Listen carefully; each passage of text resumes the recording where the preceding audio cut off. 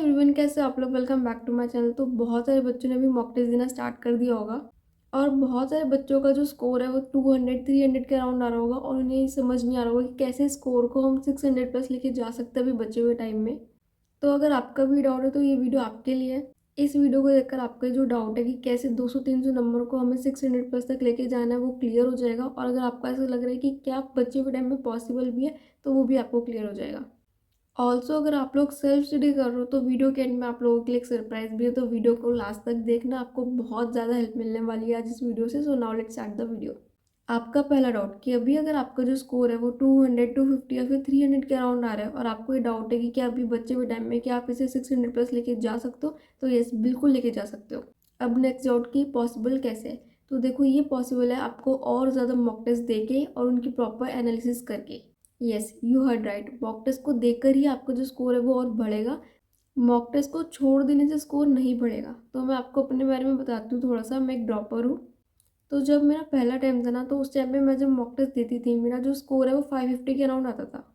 और उसे देख के मुझे बहुत ज़्यादा डिसअपॉइंटमेंट होती थी, इतनी ज़्यादा डीमोटिवेशन होती थी, मैं बता नहीं सकती हूँ। मुझे ऐसा लगता था कि यार अगर थोड़े से नंबर और आ जाए तो शायद मेरा जो बॉर्डर लाइन वाले मार्क्स है उससे निकल के मैं सिलेक्शन वाली रेंज में आ जाऊँगी। कुछ नंबर से मेरा सिलेक्शन अटक रहा है, तो मैं हर बार मॉक टेस्ट देती थी इस उम्मीद से कि अब की बार 600 से ऊपर नंबर आएंगे और मुझको एक कॉन्फिडेंस आएगा। लेकिन नहीं, हर बार 550 के अराउंड मार्क्स आते थे और मैं बहुत ज़्यादा डिसअपॉइंट होती थी।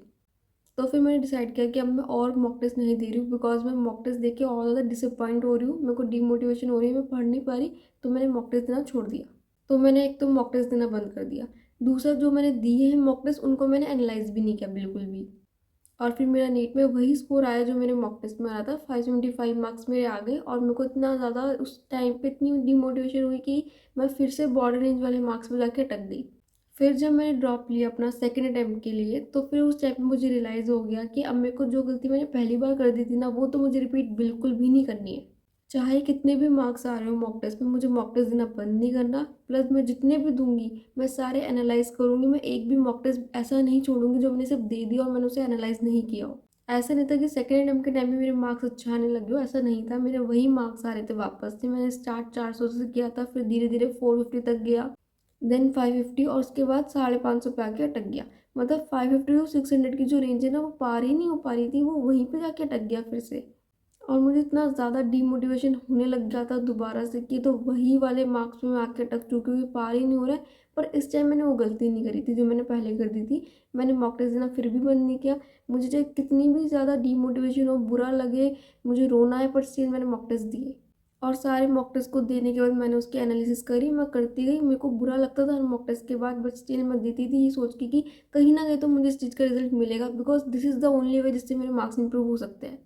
और ये डिसीजन सबसे ज़्यादा बेस्ट था मेरी पूरी नीट की प्रिपरेशन के लिए, बिकॉज इसी से मेरा सिलेक्शन हुआ है। मैंने जितनी भी मॉक टेस्ट दी और मैंने जितनी भी एनालिसिस करी, उन सब का रिजल्ट मुझे इंस्टेंटली तो नहीं मिला किसी भी मॉक टेस्ट में, बट मुझे जहाँ चाहिए था वहाँ मिल गया। मुझे नीट में मिल गया। मुझे पहले नहीं मिला, बट मुझे जहाँ ज़रूरत थी उस सबकी वहाँ मुझे मिला। और उस टाइम पे मुझे रियलाइज़ हुआ कि मॉक टेस्ट देने का जो मेरा डिसीजन था वो सबसे ज़्यादा बेस्ट था। और उसी से मेरा सिलेक्शन हुआ। जो जो गलतियाँ मेरी मॉक टेस्ट में हो रही थी वो सब कुछ मैंने नीट में दोबारा रिपीट नहीं करी थी। 560 70 मेरा स्कोर आ रहा था मॉक टेस्ट में और मेरा नीट में 666 स्कोर आया। मतलब ऑलमोस्ट 100 का जंप लग गया था एकदम। तो जैसे मेरे मार्क्स इंप्रूव हुए एकदम, ऐसे आपके भी होंगे। हो सकता है आपको भी एकदम इंस्टेंटली किसी मॉक टेस्ट में रिजल्ट ना मिले, but definitely you will get it in NEET. बहुत सारे बच्चे ऐसे होंगे जो भी मार्क्स कम आने की वजह से स्ट्रेस में होंगे, डिमोटिवेट होंगे, और उन्होंने मॉक टेस्ट देना बंद कर दिया होगा कि हम दे रहे हैं, बार बार 200 300 नंबर आ रहे हैं, हमसे नहीं हो रहा, नहीं दे के जा रहे, मार्क्स बढ़ ही नहीं रहे, और उन्होंने बंद कर दिया होगा। ये गलती नहीं करनी है बिल्कुल भी। ये गलती मैं कर चुकी हूँ और इससे कुछ नहीं होने वाला। जितने मार्क्स आ रहे हैं उतने ही आएंगे, तो इसलिए गलती नहीं करनी। मार्क्स अगर नहीं आ रहे तो उससे तो कुछ नहीं होगा ना मॉक टेस्ट छोड़ के, कुछ तो करना पड़ेगा मार्क्स को बढ़ाने के लिए। तो अब क्या करना है वो सुनो। मॉक टेस्ट देना बंद नहीं करना, रेगुलर आपको मॉक टेस्ट देने हैं, प्रॉपर एनालिसिस करनी है। ये दो स्टेप्स करने हैं, आपके डेफिनेटली मार्क्स इंप्रूव होंगे। हो सकता है किसी भी मॉक टेस्ट में आपको इंस्टेंटली ना देखने को मिला, बट नीट में तो 100% मिलेगा। अब सवाल ये आता है कि मॉक टेस्ट को कैसे एनालाइज करना है। बहुत सारे बच्चों को नहीं पता होता कि सही तरीके से कैसे एनालाइज करना है, किस तरीके से उसे देखना है ताकि जो हमारा स्कोर है वो मैक्सिमम इम्प्रूव हो जाए। तो अब मैं आपको वो बताती हूँ। आपको भी मॉक टेस्ट दोगे, उसमें से एक पोर्शन तो ऐसा होगा जो आप पढ़ के नहीं जाओगे, कुछ ना कुछ टॉपिक तो ऐसा होगा ना जो आप छोड़ के जाओगे, जो आपने नहीं पढ़ा होगा, और इस वजह से वो क्वेश्चंस ऐसे होंगे जो आप अटेम्प्ट ही नहीं करोगे। ठीक है, तो आपको ये देखना है मॉक टेस्ट को करने के बाद कि कितने क्वेश्चंस ऐसे हैं जो आपने अटेम्प्ट ही नहीं करे, मतलब आप वो टॉपिक्स पढ़ के ही नहीं गए। तो एक जगह आपको नोट डाउन करना है वो सारे टॉपिक्स जो जो आप छोड़ के गए थे, तो आपको वो मिल गए एक तरफ। अभी जो टॉपिक्स है, क्योंकि आप पढ़ के ही नहीं गए तो आपसे क्वेश्चन अटेम्प्ट ही नहीं हुआ, आपको इन्हें पढ़ना है। ठीक है, आपने मॉक टेस्ट दिया, उस टाइम पे आपने नहीं पढ़े, बट मॉक टेस्ट को करने के बाद आपको फटाफट से वो सारे टॉपिक्स को पढ़ना है सबसे पहले, और अपने जो बैकलॉग है इम्प्रूव करना है। ठीक है, तो आप वो पढ़ोगे तो आपका वो जो एक पोर्शन है जो आप पूरा अटेम्प्ट ही नहीं कर पा रहे हो, वो आपका जो है वो इम्प्रूव हो जाएगा। अगर हर मॉक टेस्ट का आप वो पोर्शन निकालो जो आप पढ़ के नहीं जा रहे हो, जिस वजह से आप क्वेश्चन को अटेम्प्ट नहीं कर रहे हो, और उन सबको आप पढ़ लो, तो 200 300 से 500 नंबर पे इंस्टेंट जंप हो जाएगा आपका। अगर आप सारा पेपर पढ़ के जाओ ना अच्छे से, तो 500 तक नंबर आप ला सकते हो। ठीक है, तो आपको पहले ही देखना है कि क्या क्या टॉपिक्स आप नहीं पढ़ के जा रहे हैं, जिस वजह से आप क्वेश्चन छोड़ रहे हो। और हर मॉक टेस्ट का अगर आप वो निकालोगे, उसे पढ़ोगे टाइमली, तो डेफिनेटली लास्ट तक 500 तक तो आप पहुंच जाओगे। अब इसके आगे कैसे जाने वो सुनो। अभी तो मैंने वो बताया कि जो क्वेश्चंस आपने अटेम्प्ट ही नहीं करे। अब कुछ क्वेश्चंस ऐसे होंगे जो आपने अटेम्प्ट करे पर आपके गलत हो गए। अब इसमें दो कैटेगरीज आती है आपकी, एक वो जिसमें आपकी कोई कंसेप्चुअल एरर है, और एक वो जो आपकी सिली मिस्टेक्स की वजह से गलत हुए। तो अगर आपका कोई कंसेप्चुअल एरर है, मतलब आपने वो कंसेप्ट पढ़ा था, आपने क्वेश्चन अटेम्प्ट किया, आपको था वो सही होगा, लेकिन वो गलत हो गया, और वो गलत आपने जब सोल्यूशन देखा तो आपको पता लगा कि उसमें कोई कंसेप्ट में आपको दिक्कत है, आप सही कंसेप्ट नहीं लगा पाए, आप नहीं कर पाए वो क्वेश्चन सॉल्व। तो अब आपको क्या करना है, आपको सारे टॉपिक्स लिखने हैं जो आपकी गलत हो रहे हैं इस वजह से। ठीक है, अब इन सबको लिख के आपको क्या करना है, इन सब में आपको ऐसा लगे कि यार कोई कंसेप्ट आपका वीक है, जिस वजह से आप कंसेप्ट नहीं सही से लगा पा रहे हो क्वेश्चन पे, तो आप उस कंसेप्ट पे जाके यूट्यूब से वीडियो देख सकते हो।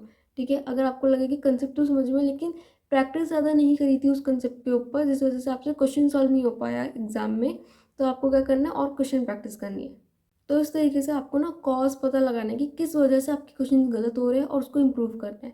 ठीक है, अगर आप ये कर लोगे सारे मॉक टेस्ट का, तो 500 से 600 तक आप आराम से पहुंच जाओगे, 600 प्लस आप पहुंच लोगे आराम से।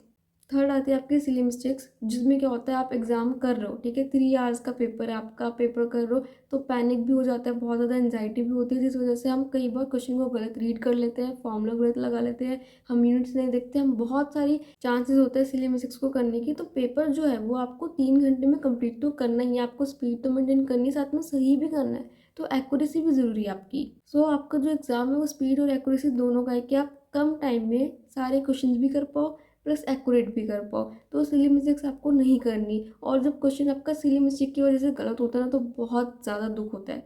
तो सिली मिस्टेक का ऐसा तो कोई एग्जैक्ट सॉल्यूशन नहीं है, इसका एक ही तरीका है, आपको रेगुलर मॉक टेस्ट देने हैं।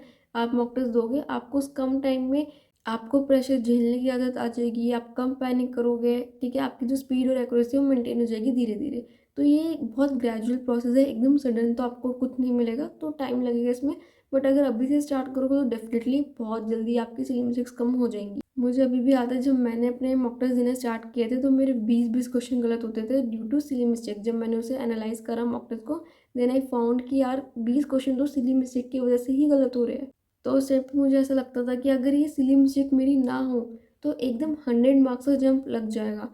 बट ऐसा एकदम से नहीं गई, मैंने बहुत सारे मॉक टेस्ट दिए, धीरे धीरे इम्प्रूव किया, और फिर नीट के एग्जाम में मेरे 2 क्वेश्चन गलत होते सिली मिस्टेक की वजह से। दुख तो मुझे तब भी हुआ था बहुत ज़्यादा, बट मैं स्टिल हैप्पी थी कि एटलीस्ट 20 से 2 तक तो मैं ले आई उसे। तो एकदम सडनली कुछ नहीं होगा, आपको धीरे धीरे स्टार्ट करना है। आप स्टार्ट करोगे, मॉक टेस्ट दोगे अपनी, देखो कितने क्वेश्चन गलत हो रहे हैं सिली मिस्टेक की वजह से, फिर नेक्स्ट में कितने हो रहे हैं, तो धीरे धीरे देखो कि कम होना चाहिए, बढ़ना नहीं चाहिए बिल्कुल भी। क्वेश्चन का ना आना फिर भी समझ में आता है, लेकिन क्वेश्चन आता है, आप सही कर सकते हो, बट गलत हो रहा है आपकी जल्दबाजी की वजह से, तो वो बहुत ज़्यादा हर्ट करता है कि जहाँ +4 ले सकते हो, वहाँ -1 करा रहे हो। तो इसलिए बहुत ध्यान से करना है पेपर, धीरे धीरे सीखना है, सिली मिस्टेक नहीं करनी बिल्कुल भी। नेक्स्ट जब आप लोग मॉक टेस्ट को एनालाइज करोगे ना, तो आपको पता लगेगा कि कुछ क्वेश्चंस ऐसे होंगे जो आपके लिए एकदम न्यू होंगे। ठीक है, बहुत हार्ड लेवल के भी हो सकता है, इजी भी हो सकता है, बट वो न्यू होगा, जो आपको नहीं आता होगा। ठीक है, तो उन क्वेश्चंस को आपको सीखना है। सारा मॉक टेस्ट ऐसा तो नहीं है कि आपको आता ही होगा, कि या तो आपने छोड़ा है या फिर आपकी कोई गलती हुई है। कुछ क्वेश्चन ऐसे भी होंगे जो आपके लिए न्यू होंगे, जो आपको सिखाने के लिए होंगे, तो उन्हें आपको सीखना है। उसके अलावा आपका रोल आता है मिस्टेक नोटबुक का। तो जब आप एनालाइज कर रहे हो मॉक टेस्ट को, तो जितने भी क्वेश्चंस आपके निकले जो आपके लिए न्यू है, जो आपको लगे कि यार ये तो मैंने पहले नहीं पढ़ा, ये मुझे नहीं आता था, ठीक है, उसमें कोई नया कॉन्सेप्ट लगा है, कुछ नया है, तो आपको उसे मिस्टेक नोटबुक में लिखना है और उसे रेगुलरली आपको रिवाइज़ करना है, ताकि अगर सेम कॉन्सेप्ट के ऊपर क्वेश्चन आगे किसी मॉक टेस्ट में आए तो वो आपका गलत नहीं होना चाहिए बिल्कुल भी। तो अगर मॉक टेस्ट में कोई भी नया क्वेश्चन आ रहा है ना, तो उससे डरना नहीं है कि भाई नया आ गया, ये तो आता ही नहीं है, पढ़ा ही नहीं, कुछ ना कुछ तो नया आएगा ना जो आपको सीखना होगा। ऐसा तो नहीं है कि आपको सब आता है, आपने पढ़ लिया और आपको सब आएगा, कुछ ना कुछ तो सिखाने के लिए भी डालेंगे। तो उसके लिए आपको ये होना चाहिए कि हाँ, मुझे सीखना है, आगे नहीं करनी सेम गलती। ये नहीं कि डर के बैठ जाओ कि यार ये तो 20 नंबर का पेपर तो आता ही नहीं था बिल्कुल। You have to learn also. देखो, मॉक टेस्ट में मार्क्स कम आना ये तो कभी गलत है ही नहीं। सेम गलती की वजह से मार्क्स कम आ रहे हैं, ये गलत है। आज आप अगर एक मॉक टेस्ट दे रहे हो, आपके बेशक 200 नंबर भी आ रहे हैं, कोई बात नहीं। आप उस गलती को देखो, इम्प्रूव करो और आगे रिपीट मत करो। ठीक है, अगली बार नहीं होगी, 200 आए आज, अगली बार इम्प्रूव होंगे, 250 होंगे, मे बी 300 आ जाए। लेकिन अगर अगली बार सेम गलती की वजह से 200 आ रहे हैं तो ये गलत है। और अगर अगली बार भी आपके 200 आ रहे हैं, बट आपने जब एनालाइज किया और आपको पता लगा कि यार इस बार गलतियाँ अलग हुई है, पहले वाली रिपीट नहीं हुई, तो भी ठीक है। अब वो आपने देख ली, अब उन्हें मत रिपीट करना आगे। इस तरह करते रहोगे, मार्क्स से फ़र्क पड़ता ही नहीं है। आपकी गलती किस वजह से हो रही है, कितनी हो रही है, फ़र्क इससे पड़ता है। आज एक गलती आपने पता लगाई, उसे इम्प्रूव कर लिया और आप आगे दोबारा नहीं करोगे कभी भी मॉक टेस्ट में, डेफिनेटली आपके मार्क्स इंप्रूव होने हैं फिर तो। बट सेम गलती बार बार करे जा रहे हो तो फिर कैसे इंप्रूव होगा? तो वो चीज़ पे आपको ध्यान देना है। एंड अगर आप अपना ये जो फिर सिली मिस्टेक्स और ये जो न्यू चीज़ें ऐड करके उसे रिवाइज करोगे, तो डेफिनेटली आपका जो स्कोर है वो 650 प्लस तक फिर पहुंच जाएगा। सो इस तरह आपको धीरे धीरे चलना है। 200 मार्क्स से 600 नंबर तक का ये जो सफ़र है, एकदम से आपको सक्सेस नहीं मिलेगी, धीरे धीरे मिलेगी। आप करते रहो, जो जो मैंने बताया ना, इस तरीके से करो आप, डेफिनेटली आपको 1 महीने के अंदर अंदर आपको अपने मार्क्स में इंप्रूवमेंट दिख जाएगी। बट आपको सब कुछ करना पड़ेगा जो जो बताया। आपको अपने एनालाइज करना है, अच्छे से मॉक टेस्ट देना है, एनालाइज करना है, इंप्रूव करना है, सेम गलती रिपीट नहीं करनी दोबारा, उसे अच्छे से समझना है, मिस्टेक नोटबुक बनानी है, सब कुछ करना है, डेफिनेटली आपका रिजल्ट आएगा फिर। एंड नाउ जो मैंने बोला था कि अगर आप लोग सेल्फ स्टडी कर रहे हो और आपके लिए एक सरप्राइज एंड में वीडियो की, तो वो ये है कि अगर आप लोगों ने अभी तक कोई भी मॉक टेस्ट सीरीज ज्वाइन नहीं करी है, जिसकी वजह से आप लोग अभी मॉक टेस्ट नहीं दे पा रहे हो और आप लोगों को समझ नहीं आ रहा है कि अब हम कहाँ से दें, तो आपको कोई भी टेंशन लेने की ज़रूरत नहीं है। आपको बस जाना है, मेरा टेलीग्राम चैनल ज्वाइन करना है, जिसका लिंक आपको डिस्क्रिप्शन में मिल जाएगा। वहाँ से जाके फटाफट से ज्वाइन कर लो। वहाँ पे आपको बहुत सारे मॉक टेस्ट मिल जाएंगे नीट के लिए, जो आप दे सकते हो। An number of mock test वहाँ पे अपलोडेड है। इनफ मॉक टेस्ट है, मतलब इतने ज़्यादा मॉक टेस्ट है कि अगर आप लोग देना स्टार्ट करोगे तो आपको कमी तो नहीं पड़ेगी। मैं टाइमली और भी अपलोड वहाँ पे करती रहूँगी, तो आप जा सकते हो, ज्वाइन कर सकते हो और वहाँ से सारे मॉक टेस्ट दे सकते हो। ऑल्सो मॉक टेस्ट के अलावा वहाँ पे और भी बहुत सारा मटेरियल अपलोडेड है, जो आपकी इस नीट की प्रिपरेशन में बहुत ज़्यादा हेल्प करेगा। जैसे formula sheets, reaction sheets, short notes, mind maps, book की PDF नोट्स, ये सब कुछ अपलोडेड है जो आपकी बहुत ज़्यादा हेल्प करेगा। तो जब फ्री में इतना सब कुछ अवेलेबल है तो जाओ, जाके ज्वाइन करो, उसका मैक्सिमम बेनिफिट लो और अपनी प्रिपरेशन को स्ट्रॉन्ग करो। So that's all for the video. I hope you guys like the video. अगर आपको वीडियो पसंद आए तो प्लीज़ लाइक करना, वीडियो को शेयर करना अपने दोस्तों के, जितना ज़्यादा कर सकते हो। चैनल पर अगर नए हो तो प्लीज़ सब्सक्राइब ज़रूर करके जाना, बिना सब्सक्राइब किए प्लीज़ कोई मत जाना। जल्दी से 10 के सब्सक्राइबर्स करवा दो यार, आपको तो बस एक बटन ही दबाना होता है फ्री में, प्लीज़ दबा दो, जल्दी से करवा दो प्लीज़ गाइस। मुझे बहुत ज़्यादा मोटिवेशन मिलती है जब आप लोग सब्सक्राइब करते हो, तो प्लीज़ कर दो यार। कोई भी डाउट हो वीडियो के रिगार्डिंग तो आप लोग मुझे कमेंट्स में बता सकते हो। ये वीडियो कैसी लगी हो ये भी ज़रूर बता के जाना, और नेक्स्ट वीडियो किस टॉपिक पर चाहिए ये भी। टेलीग्राम चैनल ज्वाइन करना मत भूलना, फटाफट से कर लो, लिंक डिस्क्रिप्शन में है। So thank you so much guys for watching my video. All the best guys for your NEET preparation.